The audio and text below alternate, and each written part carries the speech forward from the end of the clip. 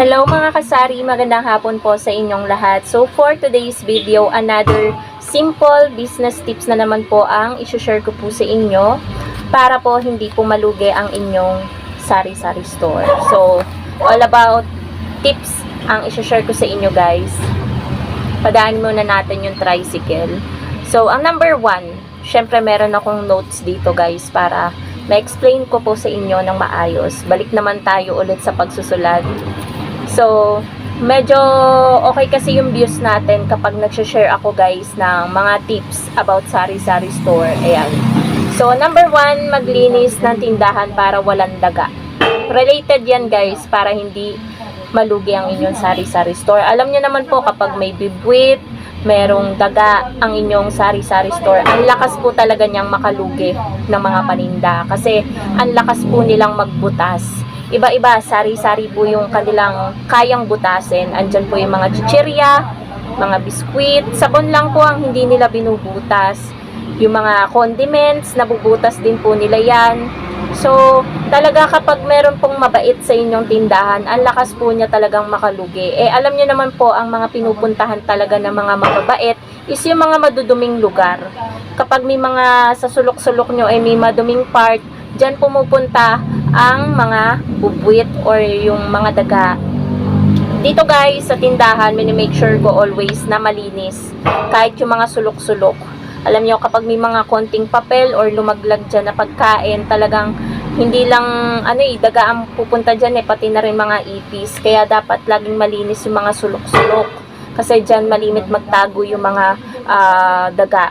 Kaya guys, ayun, kapag may nakikita ko dyan mga tumatakbo-takbo, ang alam ko din guys, dapat hindi nyo mumurahin ang mabait. Dahil kapag minura nyo yan, ay gaganti talaga yan. At ayun guys, napatunayan ko yun kasi dati gigil na gigil ako sa mababait. Ngayon na medyo mabait tayo sa kanila, hindi na lang natin pinapansin kapag tayo ay nakakakita ng mabait dito sa tindahan. So hindi po sila mga kasari nagbubutas. Chinecheck ko po parati yung mga paninda ko. Hindi katulad dati na nakaranas ako guys kapag magche-check talaga ako ng mga chicherya. Yung mga chicherya ko dito nakadisplay. Talagang mapapaiyak ka na lang sa sobrang daming butas at talagang hindi mo naman pwedeng kainin kasi baka madumi yun, 'di ba? Magkasakit lang, kaya itatapon mo na lang. Luging-lugi ka na. Magkano lang po 'di ba ang tubo sa chicherya? Kapag mabubutas pa yung 15 guys na chicherya, iba't ibang klaseng chicherya yung binutas noon sa akin ng mabait. Kaya nakakahinayang talaga and super hassle guys. Hindi lang chicherya yung mga nabubutas sa akin dati. Pati na rin mga condiments.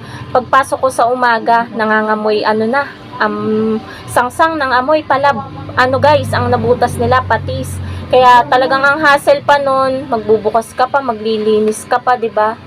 Tapos ang dami mo pang gagawin, tapos dadagdag pa yung mga condiments na binutas. Kaya maglinis po tayo parati mga kasari ng ating sari-sari store para maiwasan po natin yung mga mababait. So, wait lang po mga kasari.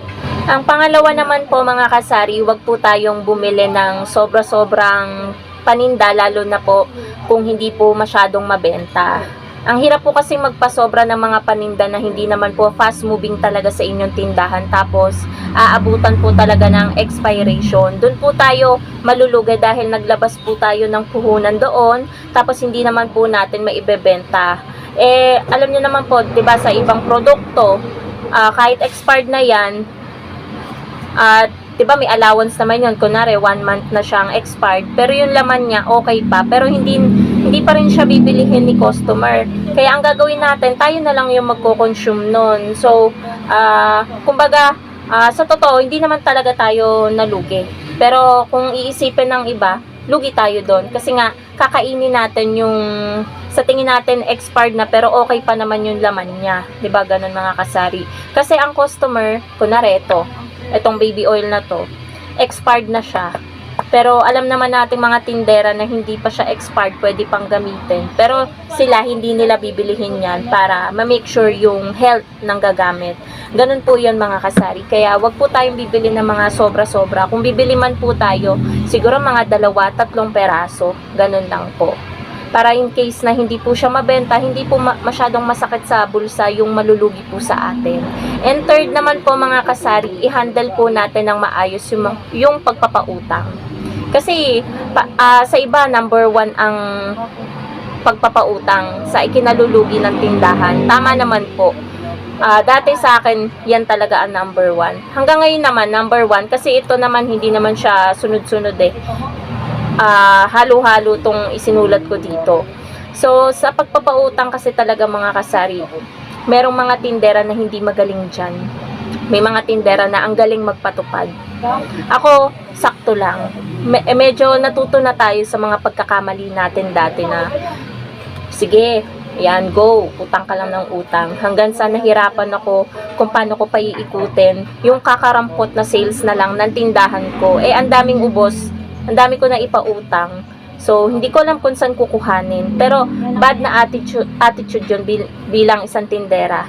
Dapat, ang papautangin po talaga natin is yung mga magagaling magbayad. Alam niyo yun guys, yung alam nila na sa pagtitindahan, talagang mahalaga yung budget.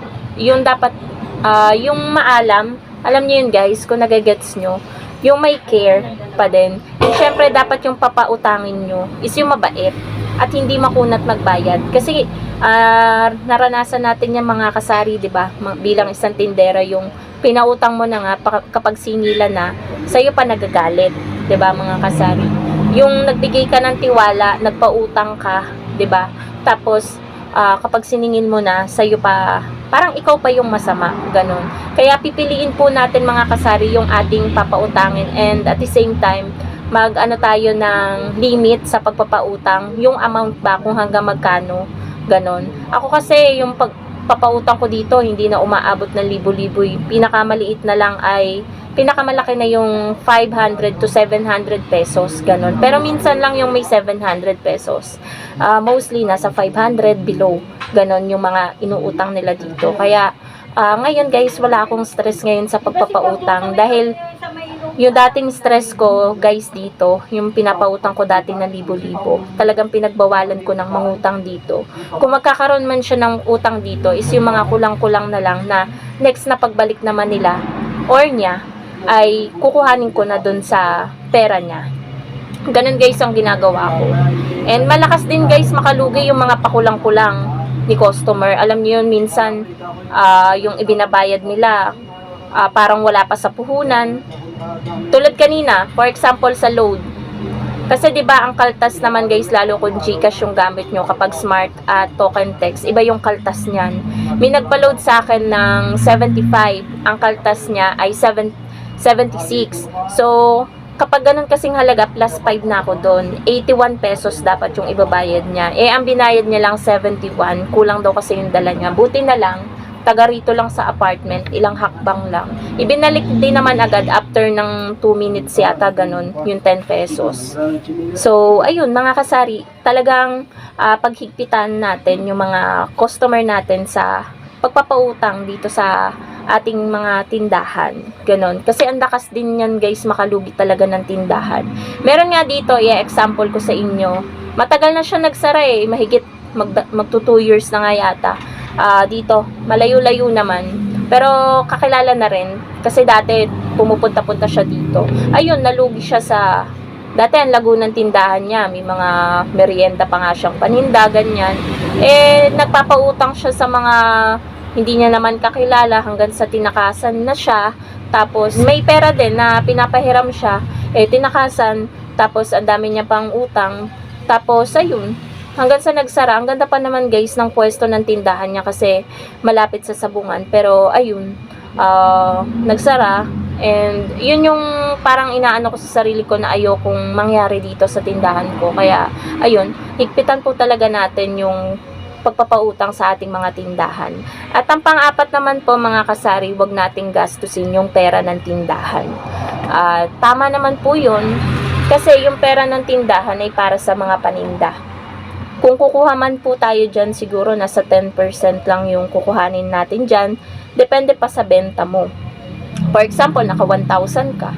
kukunin mo lang doon 100 pesos. Kung naka 2,000 ka, kukunin mo lang doon is 200 pesos. Ganun po yung tamang pagkuha ng kita doon sa benta mo. Kasi kung mas malaki yung kukuhanin mo, for example, ang benta mo is 1,500, tapos meron kang kailangan bayaran, mga 1,500 na lang matitira sa benta mo, ano pang ipampapamili mo, 'di ba? Kulang na.